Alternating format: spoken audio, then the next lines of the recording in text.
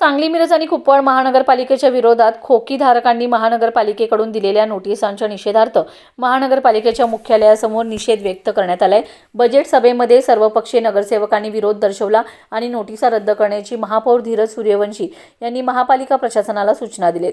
महापालिकेच्या महासभेच्या ठराव क्रमांक 167 दिनांक 20 जानेवारी 2005 नुसार शहरातील 1412 खोकीधारकांचे पुनर्वसन करण्यात आले। मात्र अजूनही सुमारे 1600 खोकीधारकांचे पुनर्वसन बाकी असताना संबंधित अधिकाऱ्यांनी चुकीची माहिती देत 52-53 अंतर्गत नोटिसा बजावल्याचा आरोप करण्यात आलाय। खोकीधारकांचा दावा आहे की ते गेल्या 40 ते 50 वर्षांपासून व्यवसाय करत असून त्यांच्या उपजीविकेचा हा एकमेव स्रोत आहे। पुनर्वसन न करता थेट कारवाई करणे हा अन्यायकारक असून भारतीय संविधानातील समानतेचा हक्क आणि व्यवसाय करण्याच्या हक्काचे उल्लंघन असल्याचं त्यांनी म्हटलंय। तसेच या कारवाईत अनुसूचित जाती, जमाती आणि मागासवर्गीय व्यावसायिकांना लक्ष्य केलं जात असल्याचा आरोपही करण्यात आलाय। संबंधित कृती ही अत्याचार प्रतिबंधक कायद्याअंतर्गत गुन्हा ठरू शकते असा इशाराही आंदोलकांनी दिलाय। महापालिकेने ही नोटीस तात्काळ मागे घ्यावी आणि महासभेच्या ठरावानुसार पुनर्वसनाची अंमलबजावणी करावी अशी मागणी आंदोलकांनी केली। या मागणी लक्षात घेऊन महापालिकेमध्ये सर्वपक्षीय नगरसेवकांनी महासभेमध्ये विरोध दर्शवलाय आणि नोटिसा रद्द करण्याची महापौर धीरज सूर्यवंशी यांनी महापालिका प्रशासनाला सूचना दिलेत। सांगली मिरज कुपवाड महानगरपालिकेच्या महासभेमध्ये सर्वच पक्षाच्या गटनेत्यांनी, नगरसेवकांनी, स्वतः आदरणीय महापौर साहेब आणि स्थायी समितीचे सभापती साहेब या दोघांनीही ही जी कारवाई चालू आहे ही चुकीच्या पद्धतीनं चालू आहे।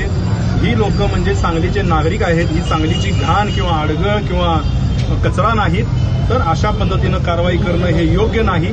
तर आपल्याला या लोकांशी चर्चा केली पाहिजे, अधिकाऱ्यांशी चर्चा केली पाहिजे अशी भूमिका घेऊन त्यांनी आज महापौर साहेबांनी रुलिंग दिलेलं आहे की इथनं पुढं ज्या आधी नोटीस दिलेल्या आहेत त्या नोटीस तुम्ही तुर्तास रद्द करा। भविष्यात ज्या नोटीस देणार आहात त्या नोटीस देण्याआधी त्या भागातले नगरसेवक असतील आणि जे सगळे प्रमुख पदाधिकारी आहेत महासभेतले त्या सगळ्यांशी चर्चा केली पाहिजे आणि मगच तुम्ही पुढचा निर्णय आपण सगळ्यांनी मिळून करायचा। तर ही खरोखर एक चांगली, सकारात्मक आणि ह्या सर्वसामान्य गोरगरिबांच्या बाजूनं विचार करणारी ही भूमिका आहे। आज आयुक्त साहेब महासभेत काही कारणानं आलेले नाहीत, पण आज आणि उद्या 2 दिवसामध्ये ते आयुक्त साहेबांशी ही चर्चा करतील आणि आमच्या सगळ्यांची आशा आहे, आमच्या सगळ्यांची मागणी आहे की जे धोरण ठरलेलं आहे खोकी पुनर्वसनाचं किंवा पतविक्रेत्यांच्या पुनर्वसनाचं ते जर का लॉंग टाईम धोरण जर का राबवलं तर खरोखर या शहरातल्या प्रत्येक गोरगरिबाला पण न्याय मिळेल। या शहरामधली जर का सौंदर्यामध्ये भर पडेल, या शहरातली अडचण बाजूला होईल। खरोखर अशा पद्धतीचं धोरण तयार आहे, ते राबवलं गेलं पाहिजे। यासाठी पुन्हा 2 दिवसात चर्चा होईल। मनमानी पद्धतीने काढण्याबाबत दिलेल्या नोटिसा असं तुम्ही म्हणता माहिती आहे का? असं ते पेपर तपासून तुम्हाला सांगतो ठराव झाला असेल तर ठराव महासभेला प्रयत्न करतात ना, डायरेक्ट करता येईल तपासून तुम्हाला होतं। तपासाची नोटीस का काढली तुम्ही? नोटीस का काढली? आम्ही मामाचा डिपार्टमेंटला विचारलं, विचारता काढला तुमचा अधिकार आहे नोटीस काढायचा? विचारलं अतिक्रमण करायचा तुमचा अधिकार आहे, नोटीस काढायचा? नोटीस आहे, नोटीस काढतो। त्यांचं पुनर्वसन झालंय, त्यांच्याकडे कागदपत्र सगळे, तरी लोक आमच्या अंगावर पडताय। तुम्ही रस्ता भरलाय, 18 मिनिटचा रस्ता आहे, तिथे रस्ता भरतोय। रस्ता भरला असताना सुद्धा तुम्ही त्यांना नोटीस काढलाय। काय संबंध आहे तुमचा नोटीस काढायचा?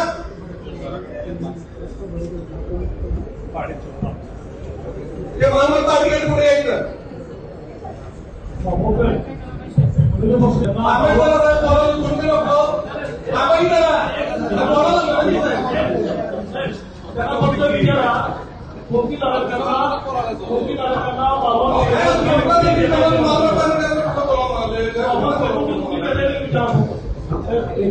लोकांच्या आधी 2 वर्ष आम्ही मोजलोय, रस्ता बघतोय, आता जायचं काय महासभा सांगून न बघता नोटीस करताय तुम्ही?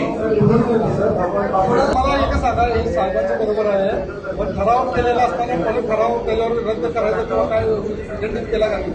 डायरेक्ट कसं काय करतात? पुनर्वसनाचे खोके ते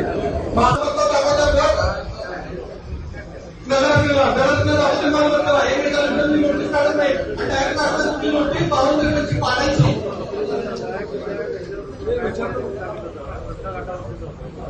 मालमत्ता आहे तुम्ही काढल्या नोटीस काढल्या तुम्हाला अधिकार तुम्ही त्यांना विचारता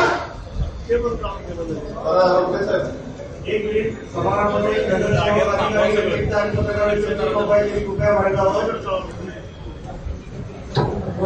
पाटील मॅडम परवाची लोक आली तुम्हाला आमच्या दारामध्ये बोलवलं तिने सगळी कागदपत्र दाखवली का नाही